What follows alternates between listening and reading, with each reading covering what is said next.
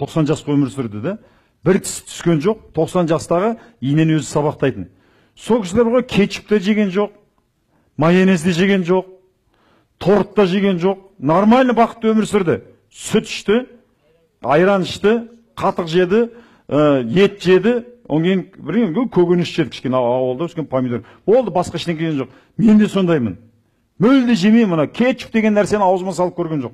Басында салатын, қалай мынаны естігеннен кейін құсып тастайтын еді, қазір мен кетчупқа қарамаймын. Майонез десе тіпті мен төбе шашым тік тұрады. Қонаққа барған кезде алысып өтемін бәрімен. Не нәрсе тіліңнің дәмін үйре бастаса, сол саған үлкен ертең ауру әкеледі. Қарапайым міне су, қарапайым ет, картоп, помидор, нан. Біз тамақ ішу үшін өмір сүрмейміз. Біз өмір сүру үшін тамақ ішуіміз керек. Сен аштан өліп қалмау үшін біраз тамақ іштің. Өмірдің қызығы адам үшін басқада. Хайуан тамақ үшін өмір сүреді. Сондықтан консервіленген нәрсені қантты реакциядан шығарып тастаңдар, мен айтайын. Қантсыз, вообще қант деген ұмытыңдар. Темекіге жұмсамаңдар, кока-колаға, пепси-кола жұмсаңдар. Білесіңдер ме, қанша ақша үнемдей бастайсыңдар? Тұздалған нәрсені вообще ұмыту керек. Мен үйленгеннен кейін, бір жылдан кейін осыны оқыдым да, бітті тиым салдым. Менде тек қана квашеный капуста ғана жейміз. Квашеный капуста қыстың күні бір огурчик, бір қияр тұздамаймыз. И нормально өмір сүріп жатырмыз. Сорлы емеспіз. Өйткені мен өмірді жақсы көремін. Да, мен сау болғым келеді. Бір айналдырған бір кішкене деп дәмін таттың, артынан ауру болдың да, қырт қайткізіп жаңағыны тұздалған қияр жедің, какой-то кайф, а бірақ өзің қастандық жасап жатсың. Сосын бисферол А, бұл біздің пластмассалық өнімдер, пластикалық өнімдердің бәрінде болады. Енді біз әрине пластикалық ыдыстарды көп қолданбаймыз, бірақ біздің көп қолданамыз бұл баклажка, яғни пластикалық бутылкалар. Сол бүткіл напитоктар солардың ішінде болады. Ол күнмен реакцияға түскен кезде напитокқа бисферол бөлінеді. Ешқашан машинеде ұстамаңдар жылы суды. Машинеге қалдырып кеттің ба, лақтырып жіберу керек. Суды ішу керек, машина ішінде ұстап, күннің ыстығымен пластикалық ыдыста бітті, жаңағы химия бәрі суға беріледі. Мысалы, сіздер оны сатып алғанда холодильниктің ішінде тұрады, сендер ойлайсыңдар, бірақ оны транспортировка дейді, тасымалдау мүлдем сақталынбайды. Қалай болса солай, күннің Алтын Орда автоп көресіңдер, күннің астында жатады. Сол үшін ол мүлдем организмімізге біздің зиян. Европаның бірқатар елдері, Америка, Канада сияқты мемлекеттер дамыған, өзінің болашағын, денсаулығын ойлаған мемлекеттер бисферолы бар заттарға мүлдем тыйым салынған. А бізде бисферолдың не екенін көбіміз білмейміз. Мысалы, мына суретті әдейі қойдым, осы жерде бойдақ, я болмаса үйленген адамдар бар ма? Болашақта балалы боламын деп жүрген адамдар, Енді балаларыңыздың осындай онкологияда жатып, ракпен ауырғанын қалайсыздар ма? Әрине ешкім қаламайды. Қаламайсыздар, бірақ іс-әрекеттеріңізбен соны жасап жатсыздар. Өйткені осы бисферол, ол біздің ағзамызға түсе салып, бірден рак тудырмайды. Ол жинала береді. Сөйтіп біздің ағзамызда иммунитет бар, рак тудырмас үшін организм күреседі, барынша күреседі. Сол күресіп жатқан кезде, бірақ біздің ең уязвимый дейді ғой, ең әлсіз клеткаларымыз бұл жыныстық клеткалар. Яғни аталық ұрық клеткасы, я болмаса аналық ұрық клеткасы. Сол ұрық клеткамыз арқылы біз канцерогенді ертеңгі күні ракпен ауыратын информацияны болашақ ұрпағымызға береміз. Оған дәлел, мысалы бала туылса рак болады. Ол ешқандай зиянды тамақ ішіп үлгерген жоқ, ешқандай бір зиянды іс-әрекеттер жасаған жоқ. Бірақ ол қаяқтан рак болып жатыр? Өйткені оның анасы, әкесі ішкен канцероген заттар ұрық клеткасы арқылы баласына берілді. Сондықтан сіздер ойлайсыздар ғой, мен балама жаңағы барлық жақсы тамақты берем, ол неге ракпен ауырды? Фейсбукты бәріңіз көресіздер, барлық көмектесіңдер, жаңағы ақша жинайық деп жатқан аянышты суреттер, осындай. Жандарыңыз ашиды, сөйтіп уже үйреншікті болып кеткен бізге, бүйтіп листать етіп өтіп кете береміз. Ана лайк бас, фейсбук бір теңге береді екен десе, соны басамызды арға өтіп кете береміз. Өйткені өте көп ондай жағдайлар. Уже құлағымызға сіңіп, етіміз үйреніп алған әбден. Бірақ ол неліктен пайда болып жатыр? Ертең менің балам сондай болмасқа кім кепілдік береді? Сол жайында ойланбаймыз. Бейкүнә сәмбілердің ешқандай кінәсі жоқ қой. Бірақ ол ата-анасының соған немқұрайлы қарағандығының салдарынан. Жаңа напитоктарды ішесіздер ғой, кока-кола, фанта, пепси, спрайт, липтон, макси чай, осыларда жаңағы мен айтып кеткен заттарда бар, баклажкада, сосын метил имидазол и аспартам бар. Аспартам деген бүткіл балаларыңызға алып беретін тағамдардың бәрінде бар.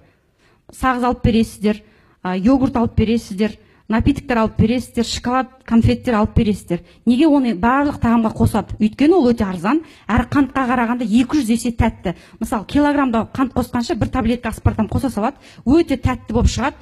Біздің тілімізді үйріп алып кетеді, миымызға информация береді, кайф, келесі жей береміз. Бірақ бізде ауыз қуысында сол рецепторлар жоқ, соны байланыстырып алатын. Сондықтан бір ішкеннен кейін тағы іше бергіміз келеді, өйткені аузымыз, қуысымыздағы рецепторлар оны қабылдаған жоқ. Сондықтан бір ішеміз кока-коланы, бір 5-10 минуттан кейін қайтадан ішкіміз келеді, яғни шөліміз басылмайды. Сондықтан мұндай напиктар мүлдем ішпеу керек. Одан да бір жұтым жаңағы су ішкен артық. Мидың рагының себебі осы аспартам. Егер рак болам десеңіздер, онда жаңағы напиктар, жаңағы өнімдерді ары қарай қолдана беру керек. Осындай балаларыңыз осындай болсын десеңіздер де қабылдай беріңіздер. Ғалымдар тәжірибе жүргізген, жаңағы крысалар, сол кезде аспартамды оларға көп мөлшерде, олар өздері ракпен ауырмайды, балалары, яғни ұрпақтары аспартамды ішпесе де, жемесе де ракпен ауырған. Оларда раковый клеткалар табылған. Аспартамды, мысалы, тағам алғанда біз құрамын оқымаймыз, аспартамды кейде жазылады, кейде жазылмайды, оны Е951 деп белгілей салуы мүмкін. Сондықтан тамақ алған кезде міндетті түрде оның құрамын не қосылғандығына назар аударуымыз керек. Вообще тамақ алған мен сіздерге айтамын, қарапайым тамақ болды. Су, нан, жеміс жидек, сухофрукты болды. Ештеме басқа ол. Сол кезде тамағың да тоқ, денің де сау, ақшаң да үнемдеулі. Мынаны оқудың қажеті жоқ, просто қаншама ғалымдар зерттеп жатыр, астында оқысаңыздар, кока, пепси деп тұр. Осылардың қаншама ғалымдар зерттеп дәлелдеп жатыр рак тудыратын. Бірақ ол туралы ешкім білмейді, өйткені оны халыққа жаюдың қажеті жоқ. Оның артында үлкен нейромаркетинг тұр. Кока-кола компаниясына ақша түспей қалады. Жаңағы Филип Моррис компаниясына ақша түспей қалады. Сондықтан ол жарияланбайды. Негізінде қаншама ғалымдар соны дәлелдеп еңбек етіп жатыр. Сосын маргарин, бүткіл біздің жейтін самса, көшеде жейтін тамақтарға, торт, бәріне маргарин қосылады. Торттың бәрі маргаринмен жасалады, білесіңдер ме? Сливочный маймен жасалмайды, торттың бәрі маргаринмен жасалады. Пирожныйдың бәрі маргаринмен жасалады. Пирожныйды ұмытыңдар. Аталарың пирожный жеді ме? Пирожныйсыз өмір сүрді ғой аталарың. Біз өмір сүре аламыз сол пирожныйсыз, тортсыз. Пирожный бұл біздің бүткіл қан тамырларымызды бітейді, атеросклероз пайда болады. Біздің Қазақстанда өлім жітімнің ең бірінші орында тұрған себебі бұл инфаркт пен инсульт, жүрек қан тамыр жүйесінің аурулары. Осы біздің қан тамырларда түзілген жаңағы атеросклероз, майлар, қанықпаған трансмайлар деп айтылады. Солар инфаркт, инсультті тудырады, және бауырдың өткен бүткіл май, бауыр арқылы, білесіздер, өт майды ыдыратады.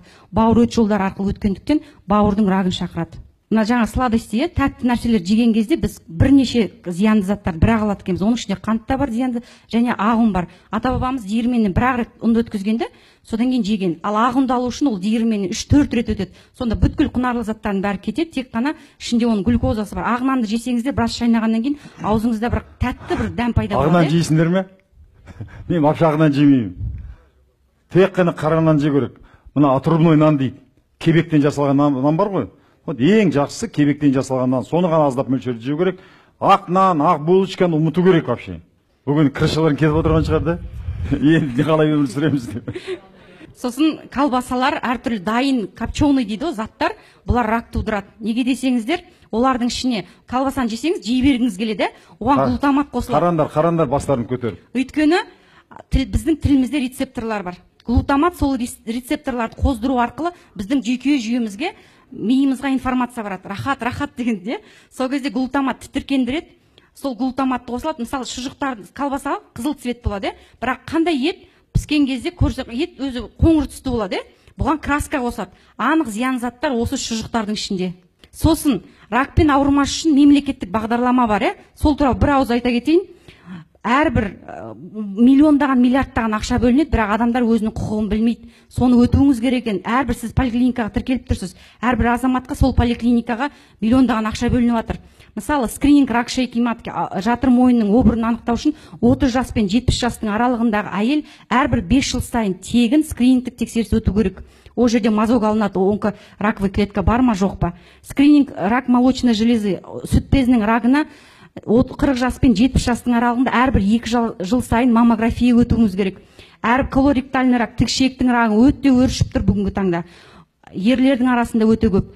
50 жас пен 70 жастың аралығында 2 жылда 1 рет тапсырып өтуіңіз керек. Скрининг, артериялық қан қысымы, сахарный диабет, ишемическая болезнь сердца, жүрек қан тамыр, жаңа инфаркт, инсульт дедім ғой, соларды да 2 жылда 1 рет 40 жастан әрбір 2 жыл сайын 70 жасыңызға дейін өтіп тұруларыңыз керек. Тегін да? Тегін.